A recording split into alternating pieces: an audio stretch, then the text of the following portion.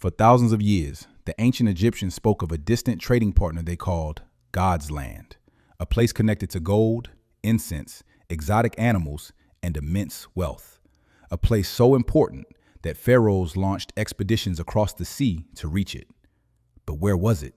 And why are scholars, historians, and researchers still debating its location today?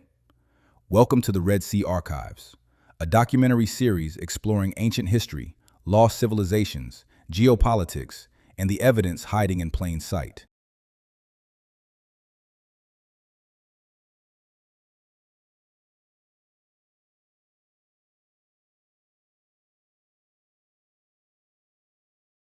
For centuries, historians, archaeologists, and researchers have searched for one of the most important locations in ancient history, the land of Punt, a place the ancient Egyptians called God's land, a place famous for gold, myrrh, frankincense, exotic animals, rare woods, and wealth, a place so important that Egyptian pharaohs launched major expeditions to reach it, yet somehow. In 2026, people are still arguing about where it was. The strange part isn't that we don't have clues. The strange part is that some people seem determined to ignore them. Let's follow the evidence. Miles, everything points to the epicenter of all four of our resources. For centuries, archaeologists and historians have wondered how ancient Egypt, one of history's most advanced civilizations, seemingly springs out of nowhere. Could the answer to this age-old mystery lie in That could have been the land of ancient Punt. The first thing we need to establish is that this is not a mystery without evidence. The Egyptians left us clues, lots of them. The question isn't whether clues exist. The question is whether modern researchers are willing to follow them wherever they lead. Because when we look at Egyptian records, reliefs, trade routes, and geography, one thing becomes very clear. The story keeps bringing us back to the Red Sea, not inland, not thousands of miles away, the Red Sea. Rolf Herzog expands on Marriott's work by focusing on the plants and the animals depicted in the wall reliefs at Deir el-Bahri.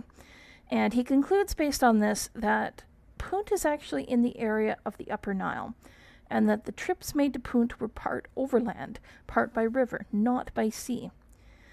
So the problem with this is that there were sea creatures of various sorts, fish, lobsters, and squid primarily, depicted in a very large expanse of water, and most of these creatures are found in the Red Sea, not in the Nile. Now, another modern scholar, Kenneth Kitchen, revisits this, and he says, no, Punt is on the Red Sea coast, but it is in the Sudan-Eritrea area.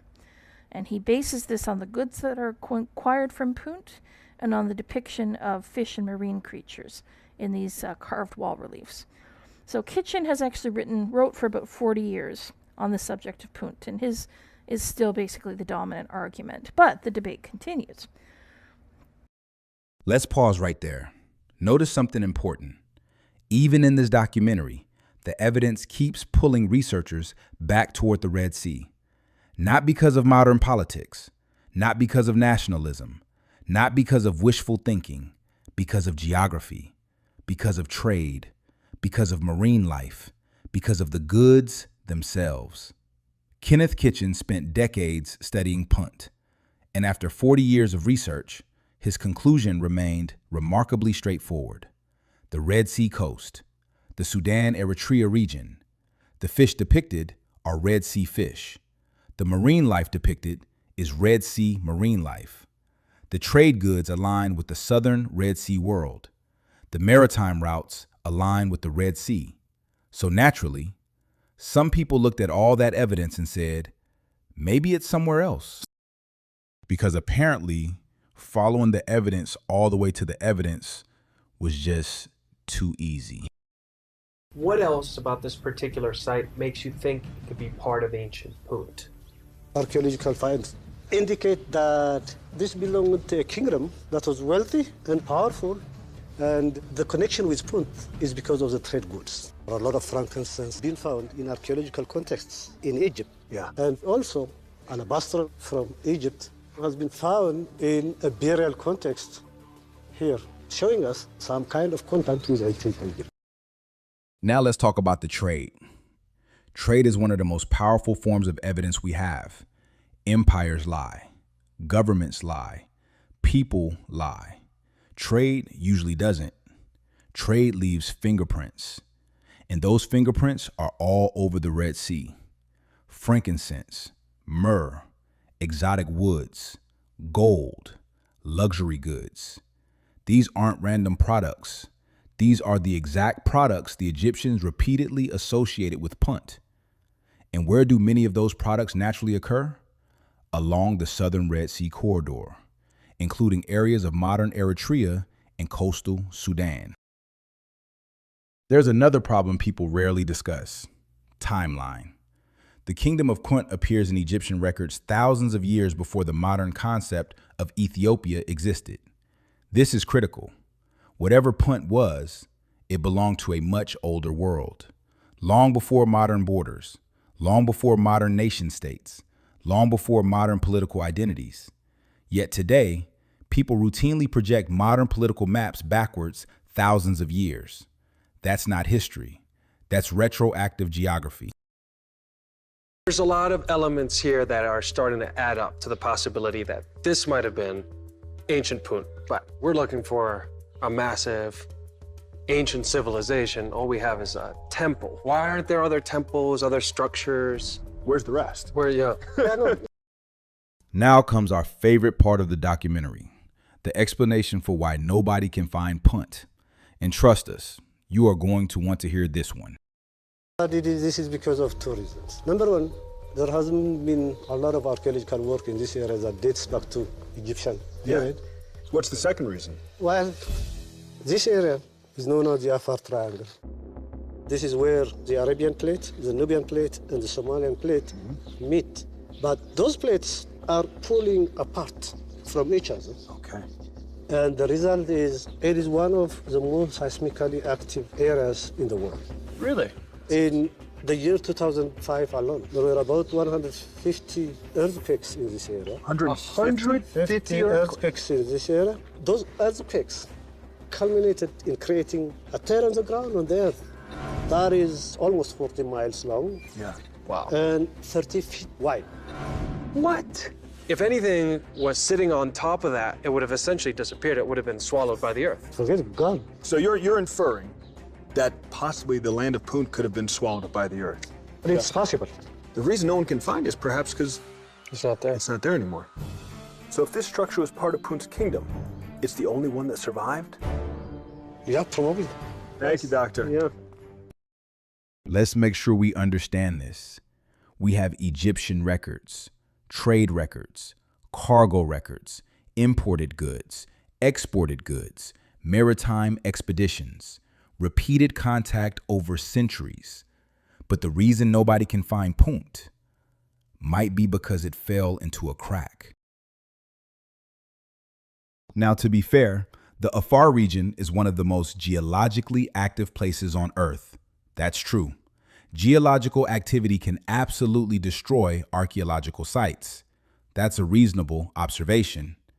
But that's very different from saying an entire civilization disappeared because the earth swallowed it, especially when the trade evidence still exists, the geography still exists, the resources still exist, and the maritime routes still exist.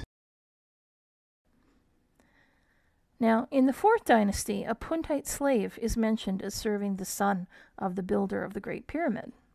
So now there are other forms of trade going on.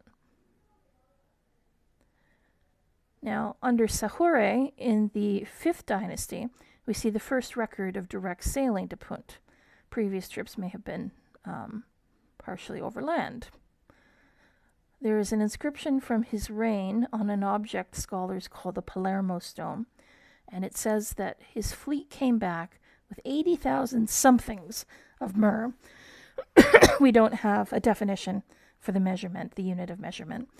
6,000 of electrum, 2,600 staves of some sort of exotic wood. Electrum is probably a reference to pure gold. And this appears to have been the beginning of a whole sequence of expeditions. As naval technology improves and as Thebes becomes established as the capital, this causes an expansion of trade with Punt.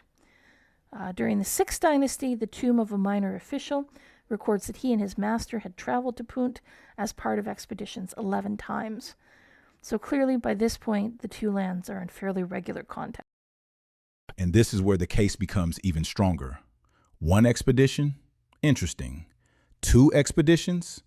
Worth investigating. 11 expeditions? That's commerce. That's infrastructure. That's a known route. That's a destination everyone involved understood. Nobody sails to a mysterious unknown kingdom 11 times. You sail there 11 times because everybody knows where it is. The Egyptians knew where Punt was. The traders knew where Punt was. The sailors knew where Punt was. The merchants knew where Punt was. The only people who seem confused are modern academics. Rolf Herzog expands on Mariette's work by focusing on the plants and the animals depicted in the wall reliefs at Deir el-Bahri. And he concludes based on this that Punt is actually in the area of the Upper Nile, and that the trips made to Punt were part overland, part by river, not by sea. So the problem with this is that there were sea creatures of various sorts, fish, lobsters, and squid primarily, depicted in a very large expanse of water, and most of these creatures are found in the Red Sea, not in the Nile. Now, another modern scholar, Kenneth Kitchen, revisits this, and he says, no, Punt is on the Red Sea coast, but it is in the Sudan-Eritrea area. And he bases this on the goods that are acquired from Punt and on the depiction of fish and marine creatures in these carved wall reliefs.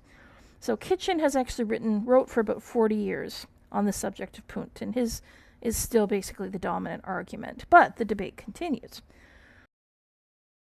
When we remove modern politics, when we remove modern borders, when we remove modern assumptions, the clues begin pointing in the same direction. Red Sea trade, marine life, frankincense, myrrh, gold, repeated maritime expeditions, centuries of contact, and a coastline connecting all of it together.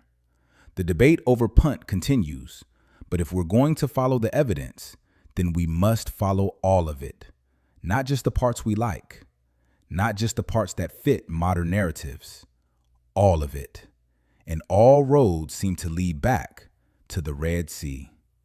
Welcome to the Red Sea Archives.